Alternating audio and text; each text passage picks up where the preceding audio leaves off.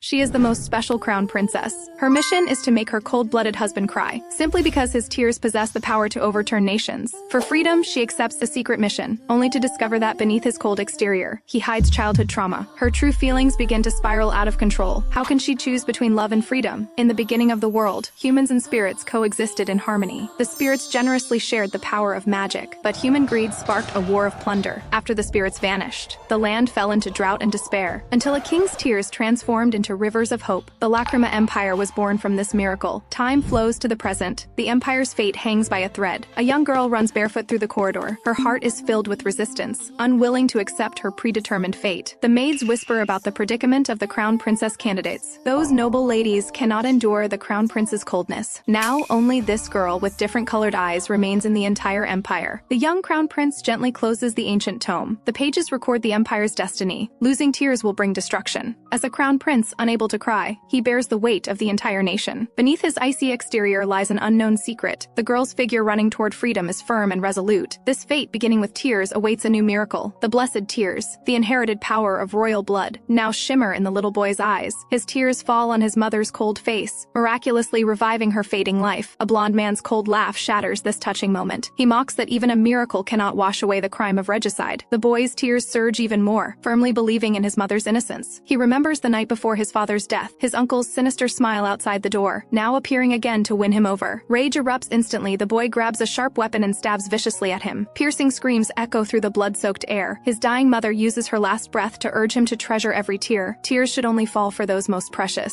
These words make the boy stop his tears immediately, his gaze becoming firm and cold. 14 years pass. One-eyed Emperor Leiden rules the nation. Yet the blessed tears, qualification for emperor, can only be shed by the crown prince. It is said this cold-blooded crown prince's tears have long dried up. Lancel accidentally overhears servants discussing the new crown princess candidate. They all speculate this noble lady will be driven away like her predecessors. Lancel suddenly appears, stepping on the head of the chattering servant. He coldly orders to replace these noisy rats. The dragged-away servant curses how a heartless person can govern the nation. Meanwhile, in a room deep within the palace, an old man admires a divine bird in a cage that can freely change size. Afterward, they go to greet the arriving crown prince. A richly dressed young girl brushes past the herald. She quietly slips into the room, her gaze falling on the magnificent birdcage. Deep sympathy for the imprisoned divine bird surges within her. She pulls out a key, determined to escape the palace with the divine bird. Lancel walks to the door outside, keenly sensing something amiss. He pushes the door open forcefully, just in time to see the girl preparing to fly away on the bird. The instant the divine bird spreads its wings, he grabs her ankle, pulling her down from midair, pinning her firmly beneath him. He coldly questions this mysterious girl who dares to touch royal property. The girl struggles beneath him, guilty and uneasy. This unexpected encounter will soon change the fate of two worlds. Ribera lost her mother at a young age. Her father raised her through hardship, only to be killed by a noble's carriage. That cruel noble not only refused compensation, but even demanded payment for damages. Left without support, she could only leave home to work as a maid in a noble household, until one day, the Grand Duke suddenly proposed to adopt her as his daughter. She naively thought she could finally welcome a happy life. The truth was, she simply resembled the late Duke's daughter. Now she is sent to the palace as a pawn in a political marriage. Her heart is filled with resentment. No one has ever cared about her thoughts. The humiliation of being sent to the palace like luggage makes her determined. Since she is the empire's last noble lady, she must find a reason to refuse this marriage. When she sees the imprisoned divine bird, a bold idea surges within her. Just as she prepares to escape with the divine bird, Lancel suddenly appears. The divine bird seizes the chance to break free, spreading its wings toward the free sky. The old man watches in anguish as the tribute disappears without a trace. She nervously swallows. The man before her is more terrifying than imagined. Lancel keenly perceives she is no ordinary thief. In desperation, she suddenly cries out loudly, begging to be arrested. She would rather confess her crime than marry this terrifying man. Lancel finally recognizes her identity, his tone laced with amusement. He approaches her, deeply intrigued by her motive for refusing the engagement. Unlike other women pursuing power, her resistance seems exceptionally special. He leans close to her ear, declaring in a low voice that he will give her special punishment. She retreats in terror, but is firmly held by knights. Lancel orders her imprisoned, claiming he will come find her later. In the cold dungeon, she angrily kicks at the walls. The empty cell makes her feel terrified. Suddenly, rattling chains make her turn around nervously. A strange man with blonde hair and red eyes quietly appears outside the cell.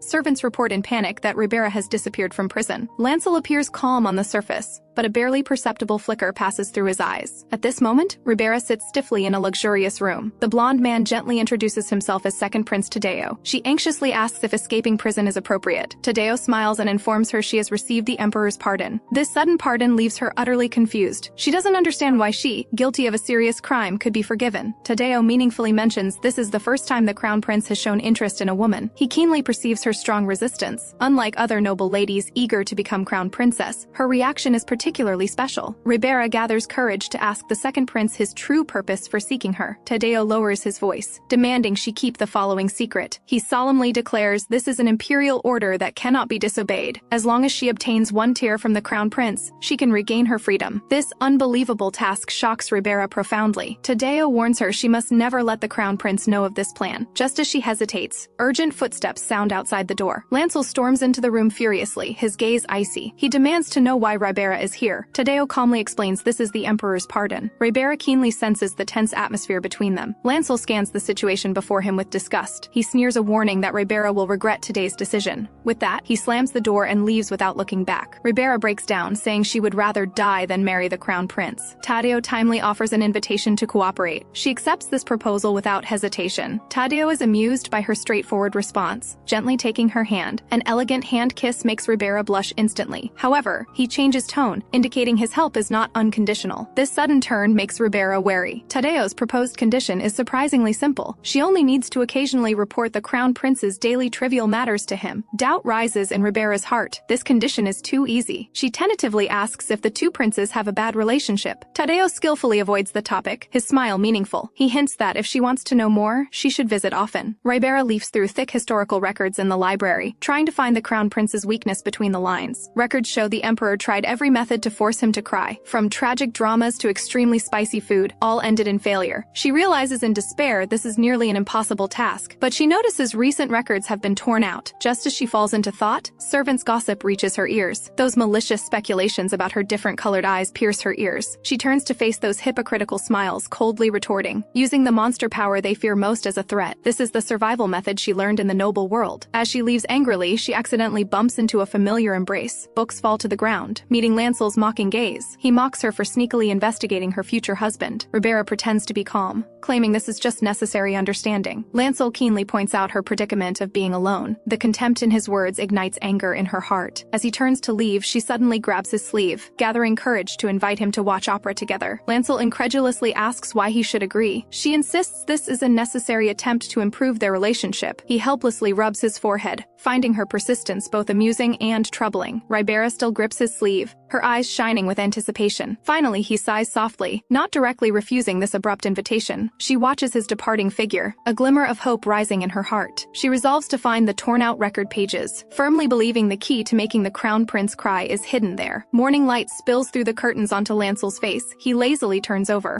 Outside the door comes servants' attempts to stop her and Ribera's determined footsteps. Ignoring obstruction, she pushes open the door, her nightgown floating gently in the morning light. Lancel opens his eyes to see her standing by the bed with a cunning smile. Servants hastily explain they tried their best to stop her, but to no avail. Ribera sits down directly by the bed, declaring he has nowhere to escape today. Lancel helplessly observes her improper attire. She confidently states they wouldn't have other thoughts about each other anyway. Seeing him rub his forehead and sigh, she proudly announces even the show tickets are ready. Before leaving, she playfully hints the performance might touch his heart. In the carriage, Lancel finally asks about the performance's star. Ribera excitedly describes Casita's charm and talent. His indifferent reaction makes her recommend even more enthusiastically. Lancel sees through that she actually wants to watch it herself. She flustered denies it, turning to ask about his hobbies. Seeing his silence, she patiently explains the importance of sharing interests. When getting off, her radiant smile as she turns makes him slightly stunned. Outside the theater, a little girl holding a bouquet timidly approaches. Ribera crouches down to gently listen to her request. The girl speaks of her admiration for Casita and dream of becoming a singer. Under the theater director's surprised gaze, Ribera gladly accepts the bouquet. Lancel comments lightly from the side that she is just meddlesome. Entering, he keenly notices the girl's foreign heritage. Ribera takes the opportunity to tell the story of Casita breaking prejudice against foreigners. She playfully states the honor of delivering flowers belongs only to her. Lancel pretends fatigue and urges them to sit quickly. At this moment, a mysterious figure is speaking in low voices not far away. He pulls down his hat brim, secretly confirming the action plan. The man's sinister gaze constantly follows their figures. Ribera is awed by the magnificent theater, her eyes sparkling with excitement. She looks around like a child, completely disregarding the decorum of a noble lady. Lancel watches her innocent appearance, a trace of helplessness rising in his heart. She suddenly remembers the main task, deciding to go backstage first to find Casita, but she worries the crown prince will take the chance to leave, hesitantly stopping. She has a sudden idea, removing the ribbon from her collar and gently tying it on his wrist. She carefully ties a bow, admiring her handiwork with satisfaction, instructing him to wait for her return. Only then does she turn and leave reassured. Lancel looks at the soft ribbon on his wrist, shaking his head with both amusement and exasperation. Ribera anxiously knocks on the dressing room door, her heart full of anticipation. However, no one answers for a long time, making her feel somewhat uneasy. She sits at the door waiting, but the more she thinks, the more suspicious it seems. The servant clearly said she entered the dressing room. She finally cannot hold back, deciding to search everywhere for Casita. In the dim corridor, she catches sight of the staff member who gave directions earlier. That person's sneaky appearance makes her vigilant. She quietly follows, only to witness a shocking scene. Casita is held hostage by a burly thug, struggling desperately. Ribera turns to call for help, but is blocked by a mysterious person. Pungent liquid instantly overwhelms her consciousness. Her vision gradually blurs. The last thing she sees is the other's cold smile. Lancel impatiently taps the armrest in his seat, the performance already delayed. An ominous premonition makes him finally untie the ribbon on his wrist. Backstage is in chaos, the director raging over Casita's disappearance. Lancel's appearance throws everyone into panic. He calmly asks about Ribera's whereabouts. The atmosphere suddenly tense. A servant hurriedly reports finding a scattered bouquet at the back door. Lancel's gaze instantly turns stern, indescribable anxiety surging in his heart. He decisively takes control of the scene, ordering the entire theater sealed. Angry audience members are held inside the theater, emotions growing more agitated. The director trembles as he seeks final assurance from Lancel. Lancel calmly checks the list, finding all personnel present. An arrogant man suddenly appears, mocking the theater's poor hospitality. He deliberately incites the crowd, demanding Casita appear personally to apologize. A servant whispers this is Count Lopez, who claims to be Casita's patron. Lancel keenly notices the Count's connection to the theater expansion. When he hears there's a passage between the two buildings, his eyes sharpen. At the director's plea, he agrees to announce Casita's disappearance, but insists on concealing the truth about Ribera's disappearance.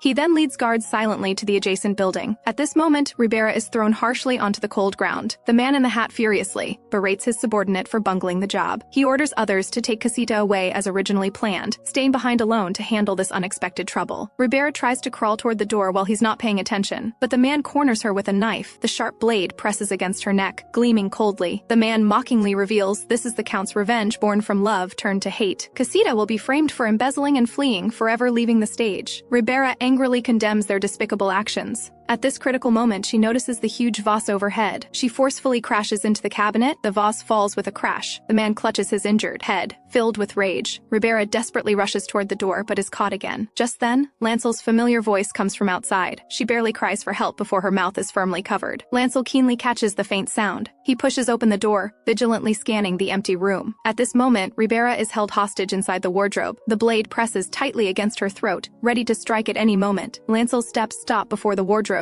reaching out to open it. On the other side, Casita angrily identifies those thugs who kidnapped her. The servants instead turn the tables, falsely accusing her of attempting to flee with money. As both sides argue fiercely, Lancel's gaze is drawn to a ribbon on the ground. It's Ribera's hair ornament, now lying alone on the ground. Casita urgently mentions the noble lady holding the bouquet. The servants hastily deny, claiming to know nothing about it. Lancel picks up the ribbon, his gaze suddenly turning ice cold. The criminal inside the wardrobe intensifies his threat, blade pressing tightly against Ribera's throat. Her whole body stiffens, only able to desperately call Lancel's name in her mind. Guards report the search yielded nothing, suggesting they return to the main theater. Seeing Lancel seemingly ready to give up the search, Ribera falls into despair. At this critical moment, he suddenly turns and pulls open the wardrobe. With lightning speed, he strikes down the criminal. The terrified Ribera loses control and crashes into Lancel's embrace. They both fall to the ground together. She finally cannot help sobbing. Tears soak his clothes, telling of her recent fear and grievance. A flutter Lancel has never felt before stirs in his heart, but remembering his mother's dying warning, he forcefully suppresses the surging emotions. He coldly orders her not to cry anymore,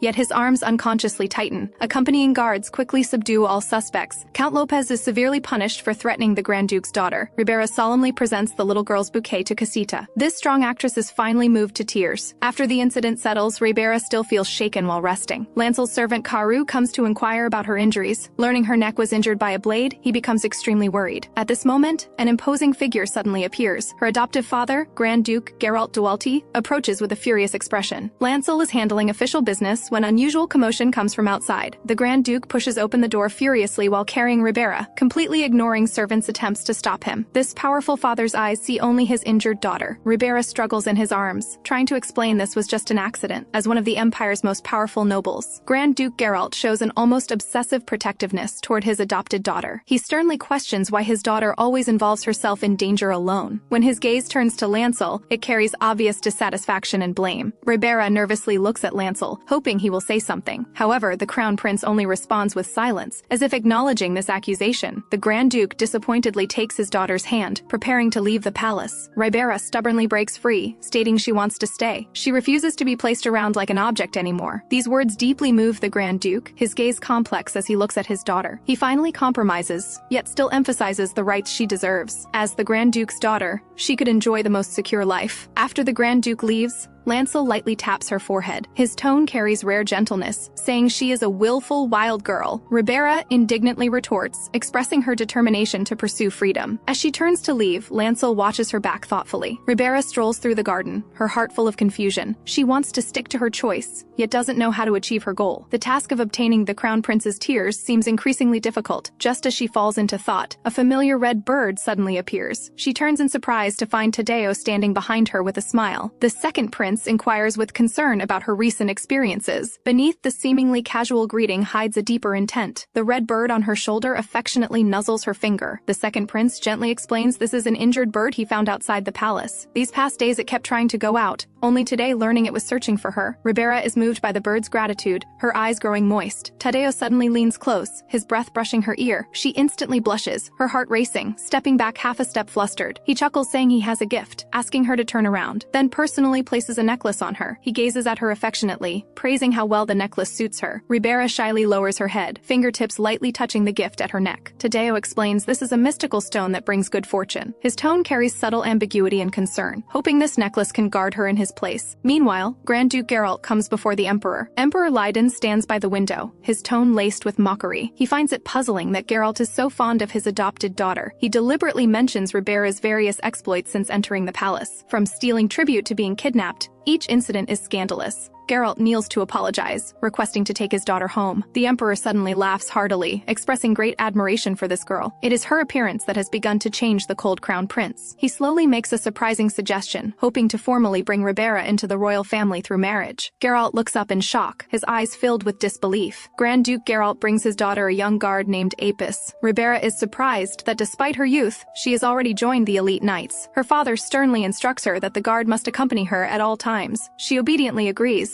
yet feels helpless about this overprotection. Suddenly, familiar wing beats sound from outside the window. Ribera turns joyfully to find the red bird gently tapping at the window frame. Apis instantly draws her sword, the blade pointing at the uninvited guest. Ribera hastily shields the bird, pleading with the guard to show mercy. She finally believes this silent girl truly possesses exceptional skills. The bird chirps urgently, as if conveying an important message. Ribera has a sudden idea, deciding to follow the bird to find the Crown Prince. They quietly trail Lancel's servant through the courtyard. Servant Karu stands troubled under a large tree, looking up and trying to persuade. Among the tree shadows, Lancel's lazily leaning figure can be faintly seen. The servant suggests he should visit his fiancée, but is coldly rebuked. Ribera secretly rejoices at finally finding his hiding place. Lancel has already detected her presence, his tone carrying helplessness. Unconvinced, she rides the enlarged bird up to the treetop. In the narrow branches, the two must sit close together. Lancel suddenly presses closer, demanding her true purpose. She retreats in panic, hitting the tree trunk, tears welling in pain. He watches her predicament with amusement, his mood inexplicably pleased. Ribera suppresses her anger, taking the opportunity to mention those mysterious records. She carefully asks about the truth of the blessed tears, why he would rather endure various tests than use this power, whether there are unknown hardships hidden. Lancel's gaze suddenly turns cold, the atmosphere instantly freezing. This question touches the deepest taboo in his heart. Lancel gazes at the innocent girl before him, thoughts churning in his mind. Those who previously asked about his tears all harbored intentions to exploit exploit or flatter. Only this simple girl perhaps truly acts only out of concern. That night suddenly flashes through his mind. His uncle's twisted smile and his father's collapsing figure interweave and appear. The bloody scene makes his breath catch. He suddenly understands this was all a conspiracy to seize the blessed tears. He unsteadily grabs the tree trunk, his face instantly turning pale. Ribera approaches in alarm, her eyes filled with worry. She has never seen the Crown Prince so vulnerable. Remembering that comforting embrace at the theater, she opens her arms without hesitation. Lancel is startled, frozen by her sudden action. She tightly wraps around his trembling shoulders, softly explaining her reason. His initially resisting hand slowly drops, allowing her to hold him. Yet his fingertip mischievously pokes her forehead. Ribera cries out as she leans backward, nearly falling from the branch. He quickly catches her waist, steadily bringing her back into his embrace. The two sit facing each other among the branches, the atmosphere subtle. She joyfully discovers his emotions have calmed. Lancel suddenly mentions the Emperor's obsession with tears, yet cannot explain the truth hidden behind this. With that, he leaps down from the branch, leaving without looking back. Ribera sits alone in the tree, her heart turbulent. So the Crown Prince can also show such a vulnerable side. The truth about the Emperor demanding tears makes her vaguely uneasy. This seemingly simple mission appears to involve a deeper conspiracy. A few days later, Lancel suddenly announces his upcoming visit to the maritime kingdom of Chryseis. Ribera is overjoyed. This is her first time stepping outside Imperial territory. Lancel watches her innocent smile, yet feels vaguely uneasy. The Emperor's sudden arrangement of this diplomatic visit must have deeper meaning. When the ship reaches the maritime kingdom, Ribera is deeply captivated by the foreign scenery. Blue-haired residents and unique architecture overwhelm her eyes. Lancel calmly reminds her of the diplomatic mission of this trip. Prime Minister Herman receives them with elegant ceremony. He naturally addresses them as Crown Prince and Crown Princess. Lancel permits this address for convenience. Herman enthusiastically recounts their hero rescuing beauty story spreading across nations. Ribera shyly tries to explain, but is stopped by Lancel's gaze. Herman leads them into the palace. Young Queen Claudia personally receives the delegation. Ribera is deeply drawn to the queen's unique temperament. The two women quickly engage in warm conversation. Claudia proudly introduces the maritime kingdom's prosperous glory. Lancel suddenly interrupts the conversation, pointing out the abnormality of this meeting. The usually neutral maritime kingdom suddenly showing favor must be suspicious. Tense atmosphere pervades the reception hall. Herman timely offers specialty pastries to ease the situation. Ribera is attracted by the novel delicacies, temporarily forgetting the tension. Claudia finally brings out official documents. Getting to the point, she speaks frankly, requesting the power of the blessed tears. Ribera stops in shock, unable to believe it. The queen is willing to offer control of part of the sea territory in exchange. Lancel responds with silence, his gaze deep and inscrutable. A bold idea suddenly flashes through Ribera's mind. Perhaps this is an excellent opportunity to obtain his tears. When Herman arranges for them to share a guest room, Ribera is too shocked to speak. Images of being in the same room with the Crown Prince float through her mind. She frantically wants to refuse this embarrassing arrangement, but Lancel suddenly pulls her into his embrace, naturally accepting the arrangement. He whispers in her ear, hinting they need to talk properly tonight. However, when the door closes, the two only sit facing each other in silence. Ribera recalls Claudia's sorrowful eyes. The young queen spoke of the pain of her brother's illness, how she neglected her only family member due to busy state affairs. Until her brother suddenly collapsed during an argument, she was filled with regret. All the nation's renowned physicians were helpless. She could only watch her brother's life slipping away daily. Hope reignited when she received the Emperor's letter. What shocked Ribera even more was that Claudia knew of those past events. Her deeds of freeing the tribute bird and protecting the foreign performer spread far to other nations. These small matters she thought insignificant became hope in others' eyes. Claudia's final plea stirs strong resonance in her heart. She gathers courage to ask if Lancel is willing to offer help. However, she receives a firm refusal. He calmly analyzes this as merely a trap set by the Emperor. Even accepting the deal would bring no benefit to the Empire. Ribera cannot believe he could be so coldly calculating. In her fury, she remembers her father's helplessness when he passed. If she possessed such power, she would never stand by and watch someone die. After accusing him of being heartless, she storms out. Lancel sits alone in the room, rubbing his forehead with a long sigh. He knew it would come to this, yet still feels a sense of loss. Ribera walks swiftly through the corridor, tears finally sliding down. She suddenly stops, slapping her cheeks hard to pull herself together. Since she knew it would be difficult, she shouldn't give up easily. That day in the tree, glimpsing his vulnerable side proved he is not heartless. Perhaps there's still a chance. Perhaps she can still move him. Herman appears timely, inquiring about the situation with concern. She pretends to be composed, lying that she's admiring the palace's beauty. Herman smiles and mentions the morning fruit, inviting her to visit the palace orchard, saying he'd like to have a good chat.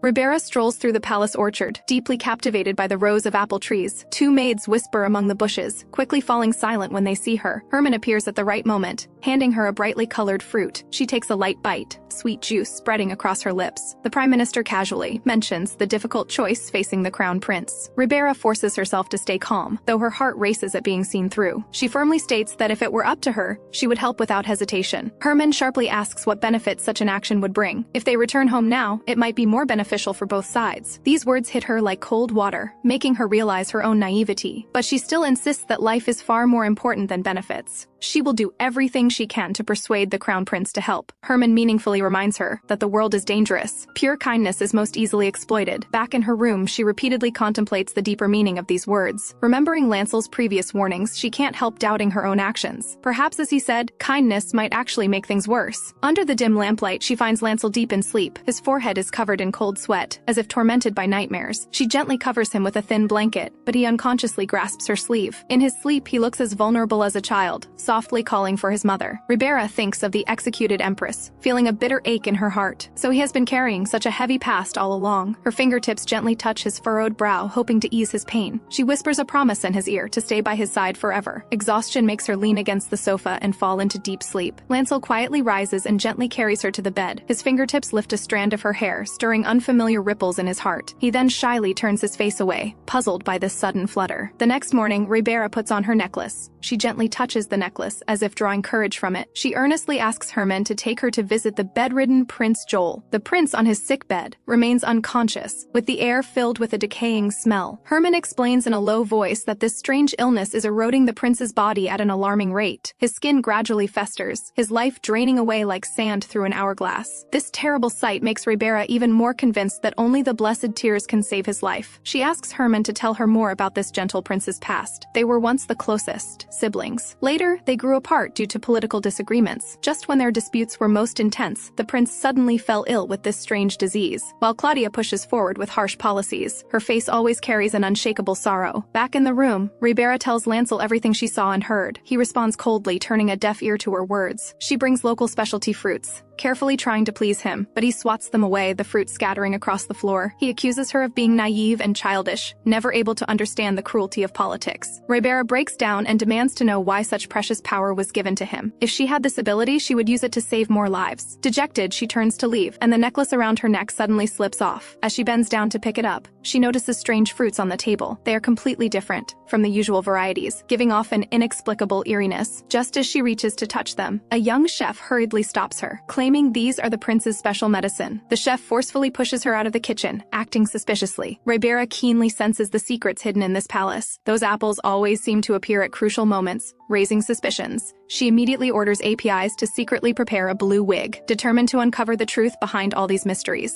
Lancel ponders alone, the current situation making him vaguely uneasy. Claudia is implementing policies to weaken the nobility, and Prince Joel falls ill at precisely this time. The timing of everything is too coincidental, as if an invisible hand is manipulating events. He begins to suspect the prince's illness is not as simple as it appears. In the royal office, Claudia anxiously asks about the possibility of obtaining the blessed tears. Herman softly reassures her, his gaze hiding barely perceptible tenderness. He suddenly leans down and lightly kisses her forehead, breaking the boundary between sovereign and subject. Though Claudia looks displeased, her tense nerves relax slightly. He firmly promises to always stay by her side and protect her. Outside the kitchen, the young chef complains to a maid about that meddlesome guest. Ribera's enthusiasm has become their biggest trouble. At this moment, a blue-haired woman clumsily knocks over the fruit basket, sending those strange apples rolling across the floor. The young chef scolds angrily, but dares not raise his voice. Disguised, Ribera apologizes repeatedly, though her eyes gleam with sharpness. She takes advantage of the chaos to pick up one strange fruit and quickly hides it in her sleeve. This risky move makes her heart pound like a drum. Just recently, she had APIs secretly investigate the orchard. They found these strange fruits are not among the normally cultivated varieties. This strengthens her determination to find out the truth. Even if the path ahead is dangerous, it's better than watching innocent lives fade away. She carefully examines the fruit in her hand, finally gathering the courage to take a bite. Lancel is still pondering wandering in the room when he suddenly hears the door pushed open. A blue-haired woman staggers in, her figure swaying unsteadily. He initially thinks it's another maid bringing fruit, feeling displeased. Only when he sees those distinctive heterochromatic eyes does he recognize Ribera. She curls up on the floor in pain, the fruit in her hand rolling to the side. She uses her last strength to reveal that Prince Joel's illness is not ordinary. Then she falls unconscious, unaware of anything. Ribera arrives in a strange space.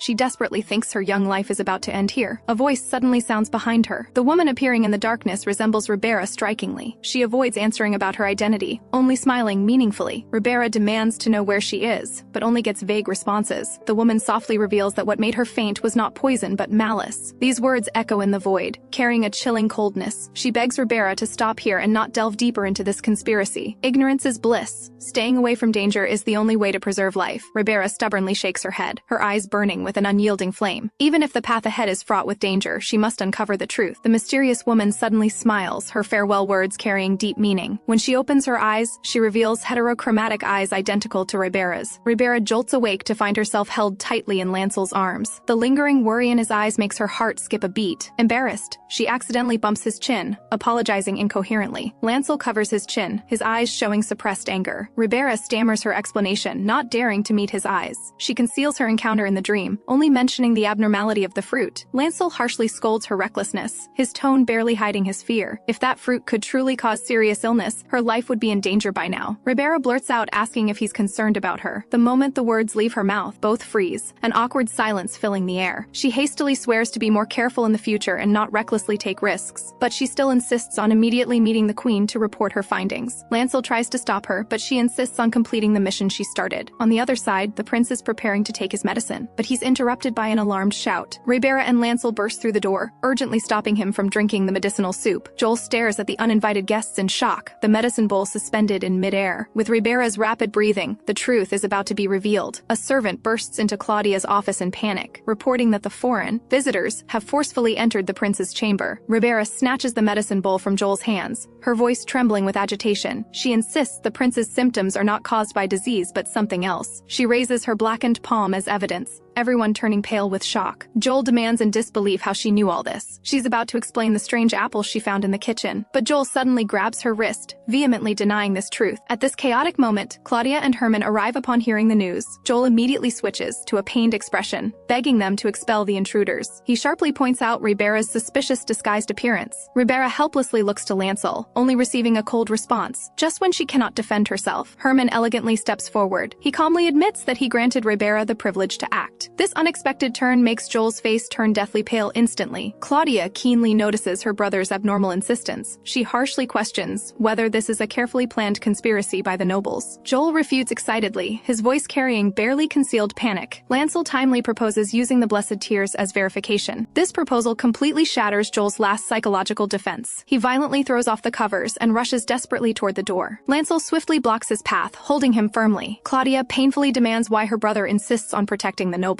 Joel breaks free and finally speaks the heartbreaking truth. He shouts hoarsely that all of this was to protect his sister. These words echo like thunder through the chamber, leaving everyone frozen in place. In childhood, Joel always hid behind trees crying secretly. Claudia was always his strongest protector. Everyone believed the brave sister was the ideal heir, yet their father unexpectedly passed the throne to the gentle Joel. This decision plunged both siblings into shock and pain. Claudia couldn't accept their father's absurd choice. She firmly believed only she could lead the nation to prosperity. Yet until their father's death, this decision never changed. Joel timidly expressed he could never surpass his sister's talents. He ultimately ceded the throne to his sister, believing she would lead the nation to prosperity. He thought this would be the perfect solution to all problems. After Claudia ascended the throne, she proposed taxing the nobles. She ambitiously planned to expand territory through war. Joel questioned in disbelief. This completely violated their father's wishes. Claudia coldly declared she was the true monarch of this nation. The words, "You're just a crybaby," completely shattered his last bit of trust. Joel cried desperately in a corner, fearing war and even more the stranger his sister had become. The once gentle nanny had now become a stranger. She laughed lightly and sowed discord, saying Claudia had been corrupted by power. She took out that strange apple, emanating an ominous aura, tempting him to use it to test his sister's sincerity while seizing power. Joel knocked away the apple, his heart full of conflict and struggle. He wanted to prove his sister still cared, yet feared seeing the truth. When he feigned illness and saw Claudia's worried expression, his heart wrenched. Was this care genuine, or just a disguise of power? When the truth came out, Claudia slapped him hard. This slap shattered not just trust, but also their once precious bond. Claudia tightly grips Joel's collar. She can't believe her brother would test her sincerity in such a cruel way. Joel stubbornly uses the most hurtful words to wound his sister's heart. Loud slaps fall repeatedly, especially jarring in the silent room. Herman hurries forward to intervene, worried Joel's weak body cannot endure this. Lancel gently shakes his head, signaling to let the siblings continue releasing their pent-up emotions. Claudia's voice suddenly chokes, tears welling in her eyes. She remembers the brother who always hid behind her yet always supported her. In her memory, Joel firmly said she was the most suitable person to rule the nation. Those pure smiles were filled with unreserved trust and admiration. She thought this bond would never be destroyed by anything. Little did she know her forcefulness had planted seeds of unease in her brother's heart. Claudia slowly crouches down to meet Joel's eyes. Trembling, she asks if they can restore their former trust. Joel smiles through tears, softly saying she will always be his only queen. This warm scene makes Ribera's eyes well up. She quietly longs for such unreserved trust and bond. Herman timely suggests giving the siblings space alone. On the way out, Ribera vaguely senses something unusual in the air. Herman suddenly turns around, thanking them meaningfully. Lancel quickly shields Ribera behind him, his gaze sharp as a hawk. He has long sensed this prime minister's words and actions are suspicious everywhere. Herman calmly invites them to the reception room for a detailed discussion. After sitting down, Ribera finally asks the question on her mind, whether he already knew the truth about Joel feigning illness. Herman frankly admits it, his tone so calm it's alarming. He calmly analyzes the turmoil that might be caused by a change in succession. As a loyal subject, he must clear all obstacles for the queen. Lancel sharply points out he's merely exploiting this crisis for gain. Herman neither confirms nor denies, instead reminding Ribera of her overly kind nature. In this world full of schemes, pure hearts are most easily manipulated. He takes out a red paper marked with a serpent totem. The moment Lancel sees the pattern, he rises abruptly, his expression changing drastically. Ribera has never seen him lose composure like this. Herman's fingertips lightly touch the paper, his expression grave. He recounts finding this cult symbol among the nanny's belongings. The organization called Replicas and its beliefs have long been buried by time. Their doctrine runs counter to current religion, filled with dangerous ideas, believing that the spirit's power should not be shared but controlled by humans. This is identical to the thinking of those greedy individuals during the Great War. Herman meaningfully proposes sharing intelligence about this cult. This would strengthen relations between the two nations, more than fighting over maritime control. Atop the city wall, Ribera is deeply worried. Lancel gently pinches Ribera's cheek. She's immersed in self-blame over her powerlessness. Even though the truth was revealed, she still cannot solve the conspiracy behind it. Her father's question, "What can a noble lady do?" echoes in her ears. Lancel suddenly dismisses everyone around them, the air filled with heart-pounding silence. Then he begins loosening his tie. This action makes Ribera panic. He opens his chest and asks Ribera to reach out her hand. He takes her trembling hand and gently presses it on the glowing mark on his chest. This pattern that appeared after the previous emperor's death is his deepest secret. He has always refused to shed tears because he cannot see through the current emperor's intentions, until this ordinary noble lady broke into his frozen world. Herman's advice suddenly echoes in her heart. Innocence can become strength. Lancel solemnly invites her to work together to investigate his parents' wrongful case and uncover the truth. Just as she hesitates, Apis' arrival interrupts this moment. Lancel manages to straighten his clothes in 1 second. Apis brings Ribera's lost necklace. The maids whisper among themselves, mistaking the necklace Tadeo gave as a love token. Lancel's expression instantly darkens, his gaze sharp as a blade. Ribera's heart sinks, not knowing how to explain this misunderstanding. Tadeo sits alone in the garden drinking tea, the surroundings uncomfortably quiet. He suddenly realizes he has grown accustomed to that noisy girl's presence. Just as longing surges, Ribera bursts into his view breathlessly. She frantically mentions the necklace, her voice trembling with anxiety. After seeing this necklace, Lancel immediately demanded to set a wedding date. Memories fled back like a tide. Lancel coldly questioned the necklace's origin. Ribera stammered evasively, claiming she couldn't remember the giver's appearance. Her heart is full of guilt, yet she must continue this well-intentioned lie. Lancel's gaze grows deeper, deciding to announce the engagement as soon as possible. This sudden decision catches Ribera off guard. She repeatedly confirms in disbelief, only receiving a firm response. Now facing Tadeo's inquiry, she denies her feelings with forced composure, yet her voice unconsciously drops, betraying her inner wavering. She admits she wants to find out why Lancel refuses to use the blessed tears. Besides gaining freedom, she also wants to know the reason Lancel won't cry. Tadeo keenly perceives the change in her feelings. He softly asks if he should discard this troublesome necklace. Meanwhile, Lancel reins in his horse before the Grand Duke's mansion. Workers move hurriedly, the air filled with unusual tension. Grand Duke Geralt nervously adjusts his clothing to receive this uninvited guest. They're outwardly respectful. Greetings cannot hide the sharpness in their words. Passing through the courtyard, Lancel casually mentions the construction workers. Geralt eagerly asks about his daughter's condition, trying to change the subject. Lancel suddenly stops and throws out that fatal question. Why would the Emperor's palace allow the Grand Duke's private soldiers free entry? He stares directly into Geralt's shocked eyes, demanding to know his agreement with the Emperor. Not long ago, the Emperor casually mentioned a waterway renovation plan. He deliberately mentioned the never-freezing river, observing Geralt's suddenly changing expression. This sacred river formed by the first Emperor's tears never freezes, symbolizing the spirit's blessing. The temple refused to grant Emperor Leiden jurisdiction over the river because he cannot shed tears. Now the Emperor is forcing Geralt to defy the temple's will and hand over control of the sacred river. Lancel sits in the reception room, questioning the Grand Duke's true motives for this action. Geralt excitedly states he only hopes his daughter can be safe. He plans to use his daughter becoming crown princess as an opportunity to send more guards into the palace. Lancel calmly asks whether this can truly guarantee Ribera's safety. These words completely enrage Geralt, his eyes reddening as he scolds the crown prince. If Lancel had used the blessed tears earlier, there would be no need for a bride selection ceremony. Even so, if he hadn't provoked Ribera, the Emperor wouldn't have taken advantage. Lancel suddenly realizes this Grand Duke known for ruthlessness has a weakness toward those he cherishes.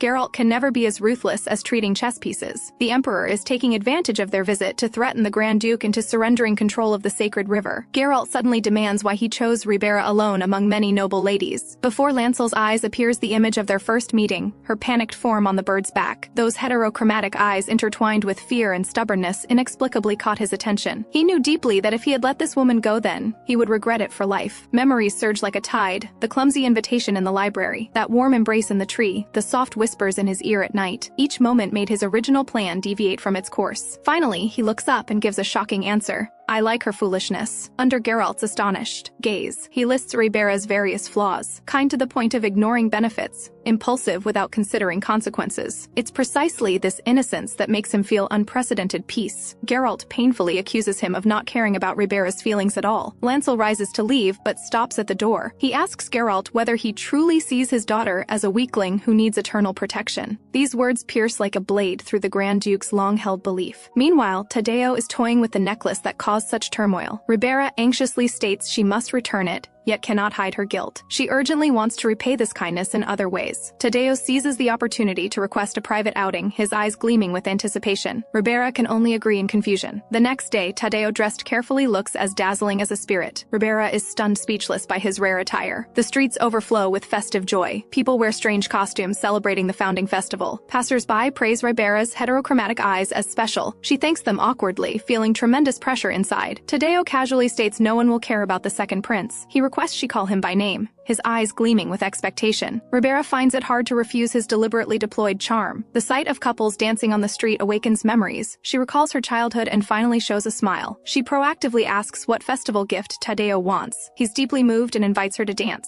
Ribera is initially shy but gradually gets into it. The two spin among the crowd, spending pleasant time together. At parting, a familiar melody makes her remember something. She hurriedly buys a music box as a return gift. Tadeo's expression suddenly turns serious as he receives the gift. He grips her hand tightly and begs her not to trust Lancel, warning her that continued trust will only bring harm. Ribera recalls this is similar to the words she heard while unconscious, but she's no longer the girl who blindly follows orders. Tadeo leaves alone with the music box. After returning home, he realizes with regret the plan has deviated. His expression is complex as his fingertips caress the music box. A woman descends the stairs with cold mockery, questioning whether he has developed feelings for his brother's fiancée. Tadeo coldly stares at Ovega, his eyes guarded. The priestess's joke touches the most sensitive part of his heart. She apologizes respectfully but points out he hasn't followed the plan. Building friendship with Ribera has exceeded the Emperor's orders. Tadeo chuckles lightly, saying this won't cause any scandal. Ovega warns that emotions might destroy their great cause. Memory returns to that bloody night. As a young boy, he witnessed Lancel covered in blood. Since then, a high wall was built between the brothers. He firmly believes Lancel's hands are stained with blood. Anyone who gets close to him will be harmed. This is the best reason to persuade Ribera. Suddenly, he realizes he shouldn't explain these things to the priestess. Ovega reminds him everything still requires her help. Tadeo mocks those believers in superstitious magic. He turns and leaves, his meaningful refusal lingering. Meanwhile, Ribera wakes up among piles of books. She discovers with frustration that records about the princes have been erased,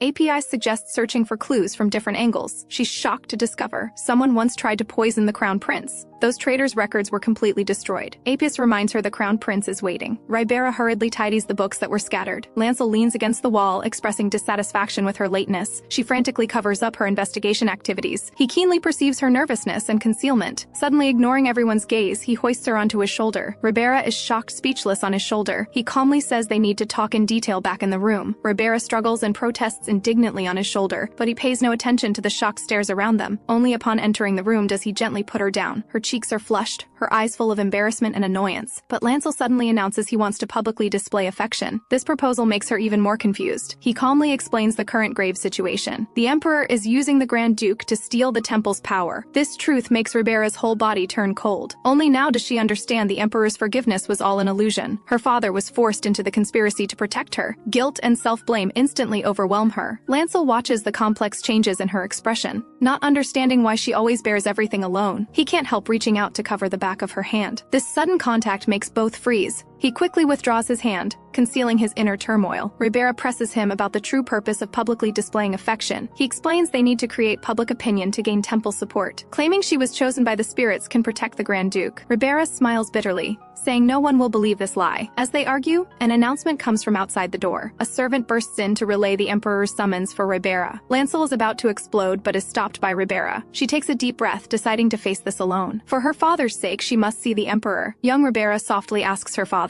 why mother never appeared in their lives. She always sees her father gazing into the distance alone with sorrow, afraid she's not good enough, making father always sad. Father gently describes that intelligent and strong woman. She had eyes that saw through the world and lofty ideals. Though he misses his wife, he's also content with the time he now has with his daughter. Ribera throws herself into father's arms, making an eternal promise. They will always accompany each other. The memory is abruptly interrupted by the servant's call. Appius is blocked outside the door by guards, unable to help. Ribera walks alone into the imposing palace hall. The Emperor looks down, examining this heterochromatic-eyed girl. He mockingly questions whether she has changed her original intention. Why abandon obtaining the tears to choose marriage with the crown prince? Ribera suppresses her fear, explaining this was a helpless choice. The Emperor presses relentlessly, questioning her dereliction in the maritime kingdom. She clearly had a chance to obtain the tears but chose to seek other methods. She gathers courage to ask the Emperor's true purpose for wanting the tears. If it's only for succession, why involve her father? The Emperor acts as if he heard the most ridiculous joke. His oppressive aura envelops the entire hall like something tangible. In her fear, Ribera recalls everyone's advice. Father told her to be compliant. Tadeo told her to be obedient. The heterochromatic woman told her to stay naive and not wake up. But father's lonely figure before the tombstone pierces her heart. She clenches her fists and declares she'd rather have regret than not pursue the truth. The Emperor tiredly summons the priestess, preparing to leave. Ovega's hand gently rests on Ribera's trembling shoulder. Those blood-red eyes look at her, remarking that Ribera's eyes are identical to her mother's. Ribera recalls Lancel's warning, her gaze locked on the priestess. Ovega, this mysterious woman who granted the Emperor his power? Years ago, she secured the throne for the previous Emperor's brother through words alone. Now she mentions that almost forgotten mother. The Emperor impatiently interrupts this probing. He sets cruel terms, tears in exchange for freedom. Failure means death. Ribera finally understands the real reason Lancel hates the Emperor. This man will trample everything to achieve his goals. She angrily demands why he must harm innocent people. The Emperor says lightly that only she can collect the blessed tears. Ovega asserts these heterochromatic eyes have determined her fate. Ribera resists this absurd fatalism. She has no feelings for the mother she never met. The Emperor refuses to say more, setting the engagement ceremony as the final deadline. She has no choice but to accept this cruel deal. In the temple, people whisper about the crown prince's marriage. Some firmly believe there's a conspiracy behind this relationship. Lancel suddenly appears to stop these rumors. Ribera reluctantly cooperates with his performance. She deliberately puts on a cold expression, making him helpless. But the crowd sees this as proof of true love. Lancel keenly perceives her change after meeting the Emperor. That lively spirit has been replaced by heavy worries. He gently puts his arm around her shoulder, suggesting they rest for a while. He leads her away from the noise under everyone's gaze. The questioning man shows Karu a mocking smile. Apis silently notes this suspicious figure. The icy river water soaks through every inch of Ribera's skin. She surfaces, her eyes filled with despair and unwillingness. Her voice trembles as she wants to give up. She recalls Cain, that arrogant priest from 2 days ago. He proposed finding the purest stone in the never-freezing river. Only this way could she prove herself worthy of the sacred ceremony. But the murky river water obscures all hope. Every stone looks exactly the same. She cannot tell which one contains the purest spiritual energy. She is unwilling to continue this marriage imposed upon her. The cold stares from other priests sting her. She doesn't understand what her father did wrong to make her endure such humiliation and harassment. API suddenly remembers someone who might help, that attendant who always follows the crown prince. At this moment, Karu waits anxiously outside the temple. Lancel wears a white veil and prays devoutly. This is the first time he sees the crown prince so serious. Perhaps all of this is for that special young lady. When Karu turns to fetch water, he notices something unusual. Apis' sudden appearance catches him off guard. When he speeds up, Apis also starts running. Karu turns back to accuse her behavior, until Apis reveals his relationship with Cain, seeing that Cain is Karu's brother. Shocked, Karu instinctively wants to refuse the request,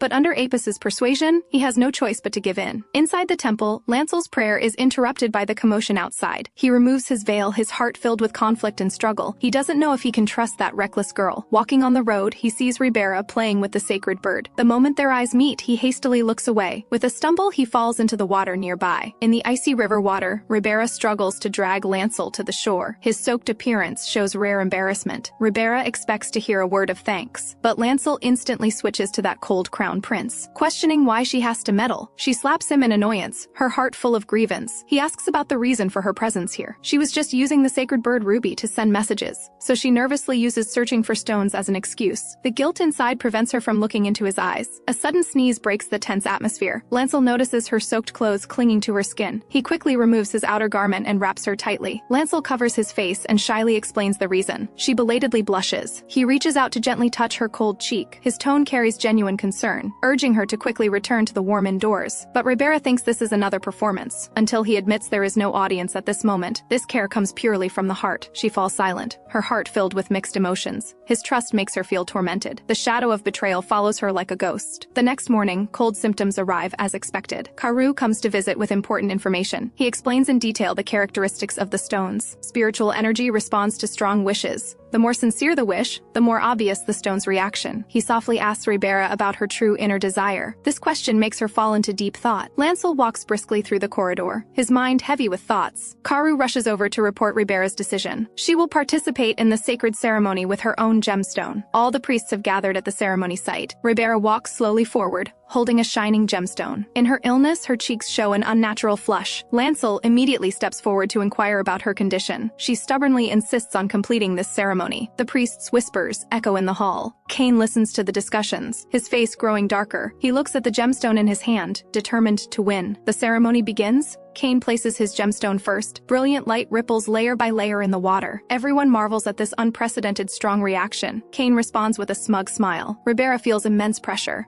She anxiously confirms the backup plan with Lancel. He softly reassures her and encourages her to continue. She drops the gemstone into the water, but only a light sound comes. Disappointed sighs spread through the hall. Just when everyone thinks the outcome is decided, strange gurgling sounds suddenly come from the water. The entire cave begins to shake violently. The priests panic and try to flee. Water and light wrap around Ribera layer by layer. A massive water column shoots up into the sky. She slowly collapses in the light. Ribera once again arrives at that mysterious space. The woman with heterochromatic eyes sternly questions her wish. Lancel holds her body and calls out urgently. Golden light slowly blooms around them. Dazzling golden light blooms in the hall. Countless bird-shaped points of light gather and circle in the air. The woman in the alternate space asks about her wish. Ribera softly asks what wishes ordinary people would make. She lists honor, praise, and the desire to make up for the past. She quietly gazes at this mysterious woman, beginning to doubt the other's true identity. She admits initially she only wanted to return to when her father was alive, but the more she clung to the past, the more lost she felt. Does it mean she can never find happiness in the present? Lancel's figure emerges in her memory. His gentle words beneath the cold exterior echo in her ears. Those seemingly casual encouragements and trust taught her to cherish everything she has in the present. In the end, she makes a wish to bear hardships alone, only wishing to walk forward with her own feet toward a future where everyone smiles. Golden light birds merge into her body like raindrops. The water surface beneath her feet ripples with strange patterns. The woman announces the spirits have chosen her as the savior. She prophesies the world will soon fall into chaos and greed. Only a pure heart can calm this catastrophe. She accepts this great responsibility without hesitation, even though she may forever lose a peaceful life. The woman's relieved smile fades in the light. Ribera doesn't have time to ask her one suspicion. She slowly awakens to the calling voices. APIs urgently describes the miracle that occurred. She stares at her own hands in disbelief, trying to sense that strange and powerful force. Meanwhile, Lancel is arguing intensely with the priests. The high priest fanatically proclaims the return of the Age of Spirits, insisting on keeping keeping Ribera in the temple to cultivate her power. The priests gather fanatically downstairs, shouting. Ribera is shocked by this sudden worship. Lancel despises their opportunism. Those who once rejected her now compete to flatter her. She naively thinks this isn't so bad. Lancel secretly decides to prevent any possibility of her becoming a priest. Ribera is grateful for his help, but worried about insufficient power. He gently holds her hand and says he will teach her to sense spiritual energy. He patiently explains the principles of energy flow. She tries hard but still cannot grasp the key. Lancel suddenly presses his forehead against hers.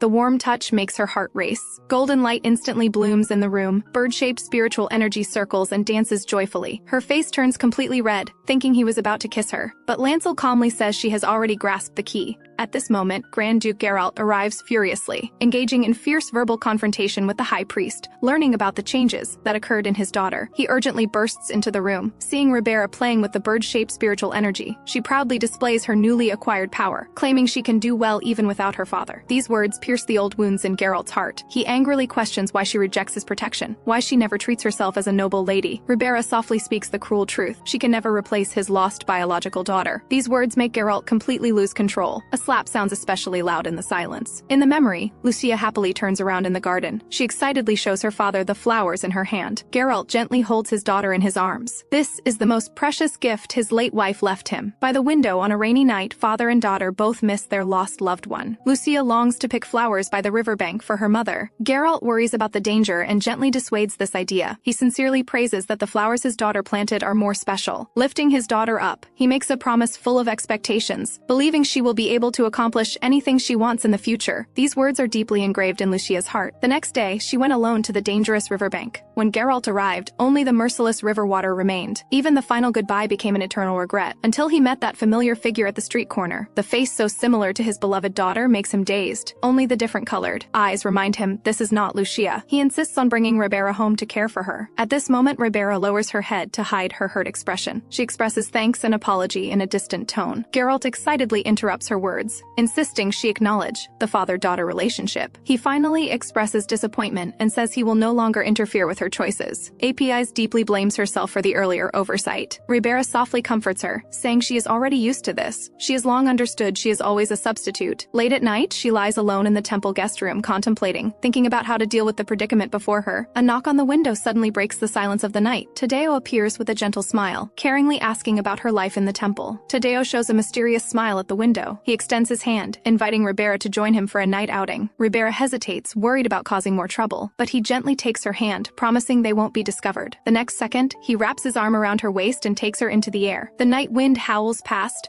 She nervously holds her breath, finally landing on a rooftop overlooking the entire temple. The magnificent view glimmers under the moonlight. Tadeo thoughtfully drapes a coat over her to keep warm, seemingly casually asking about the progress of the blessed tears. Ribera immediately becomes alert to the real purpose of his visit. He denies any intention to spy, and instead asks about the marriage. She admits her wish to stay by Lancel's side, recalling every moment spent with him, feeling for the first time the warmth of being needed and cherished. But Tadeo reminds her that all of this is an illusion, advising her to see clearly the price she will pay. She insists this is her willing choice. He says dejectedly the truth that the Emperor only allows her to stay. If she loses her usefulness, everything will change. Then he takes out a lipstick and places it in her palm, softly explaining this is the last chance. The lipstick contains trace amounts of poison. Kissing the eyes during the ceremony can obtain the blessed tears. Ribera is shocked by his unscrupulous methods. He argues this is all to protect her safety. He leans close to her ear and whispers, asking if she is willing to leave with him. Meanwhile, Cain paces restlessly in his room. Thinking about his status being threatened, he burns with anger. A mysterious priestess suddenly appears, holding red paper marked with spell symbols. Her blood-red eyes flash with an ominous light, claiming to tell him an astonishing secret. Ribera stares at the lipstick on the vanity, her heart torn. The attendant's reminder awakens her from chaotic thoughts. Karoo is excited about the upcoming ceremony, but Apis worries about not being able to carry weapons. Karoo patiently explains the significance of the ceremony displaying the Empire's power. The commotion in the distance announces the Emperor's arrival. The Emperor whispers with the priestess, confirming the plan's progress. The High Priest reassures Ribera not to be nervous,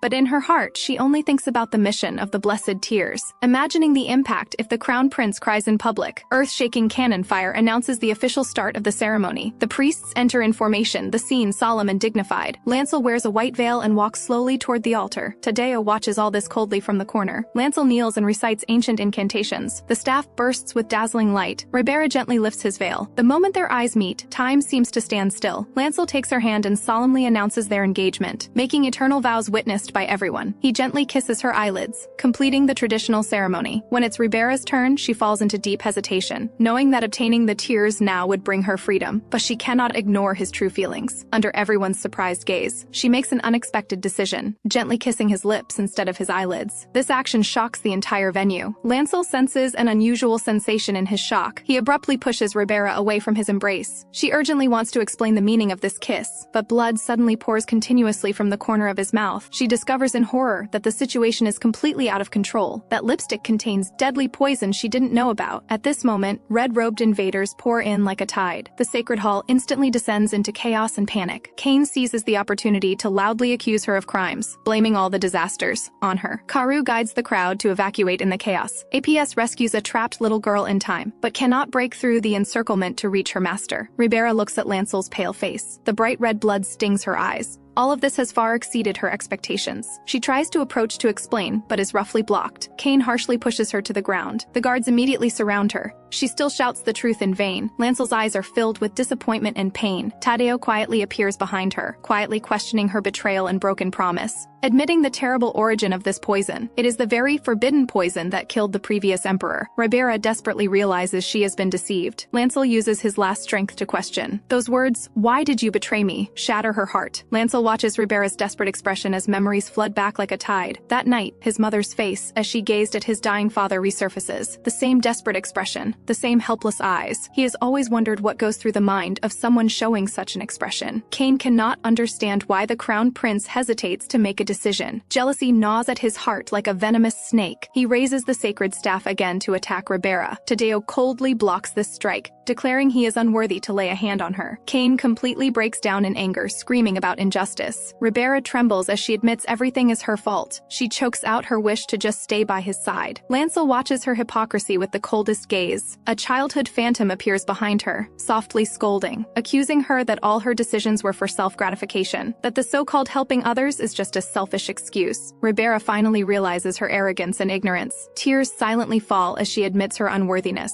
Red feathers fall from the sky like snowflakes. Ruby carries the two attendants and breaks through the chaos to descend. Apis lands precisely by stepping on Cain's face. She launches an attack on Tadeo without hesitation. Tadeo quickly dodges. Apis turns to express her unwavering loyalty to Ribera. Karu panics on the bird's back as he discovers the crown prince's injuries. Lancel still stubbornly waits for an explanation. Ribera doesn't know what choice to make in her confusion. Ruby suddenly transforms into human form and gently embraces her from behind, gently awakening her forgotten courage and original intention. Countless bird-shaped spiritual energies dance gracefully around. They promise together to accompany her through everything. Cain cannot believe the miracle before his eyes, that legendary spirits would return for one person. Ruby softly asks Ribera about her true inner wish. She once longed to return to the good times when her father was still alive. She also wished she could erase every moment of hurting Lancel, but at this moment, she finally understands these are not the real answers. After wiping away tears, a determined light reignites in her eyes. Her only wish is for everyone around her to find happiness. With a wave of her hand, golden bird flocks surge toward the invaders like a tide. In the panicked crowd, a father anxiously searches for his daughter. As the red-robed person's blade is about to fall, golden light flashes. The little girl safely returns to her father's arms, and they embrace and cry. The golden bird flock completely eliminates the evil forces. People cheer and celebrate the miracle of the spirit's return. Ruby picks up the spirit stone from the staff and sternly questions, why use pure objects to commit such filthy deeds? The golden bird flock immediately launches a fierce attack on Cain. He furiously orders the guards to seize Ribera. Apis resolutely stands in front to protect her safety. Ribera slowly walks toward the weakened Lancel. Kneeling before him, she speaks of her inner regret, admitting that her initial approach was indeed only for the blessed tears, but in spending time together, she was gradually consumed by guilt, longing to be able to openly stay by his side. Too caught up in how to confess these feelings, she actually forgot to wipe off the deadly poison on her lips. Lancel gently cups her tear-streaked face, asking her to look directly at the pain in his eyes. Lancel's heart is torn by pain and betrayal. The feeling of stomach cramps and racing heartbeat almost devours him. He hates that all her kindness was an elaborately disguised lie, but he wavers upon hearing her sincere confession. The moment he sees her tears, all anger begins to crumble. He gently touches her face and softly speaks of his hatred, but his arms involuntarily pull her into his embrace. This contradictory emotion is unbearable for him. Ribera is too shocked to speak in his embrace. He admits he already noticed her deal with the emperor, but arrogantly thought he could control control everything. What pains him most is not the fact of being deceived, but discovering he actually feels joy at her confession. He demands she make a vow to never betray him. As she solemnly swears, he recalls conversations with his mother, still uncertain whether she is worth his tears, but he is certain he has been completely conquered by her. He gently kisses her lips, declaring his surrender. All the pain seems to dissipate at this moment, until Ribera frantically pushes him away. Ruby suddenly warns about Kane's abnormal state. Red light wraps around Kane like ribbons. He speaks heretical statements that violate doctrine. In an instant, he regains consciousness, confused and at a loss. The high priest orders him to be taken away from the scene. Lancel realizes this is a controlled replica. The emperor is greatly dissatisfied with the chaotic outcome, but the priestess confirms with satisfaction that the plan succeeded, certain that the crown prince will ultimately shed tears for this girl.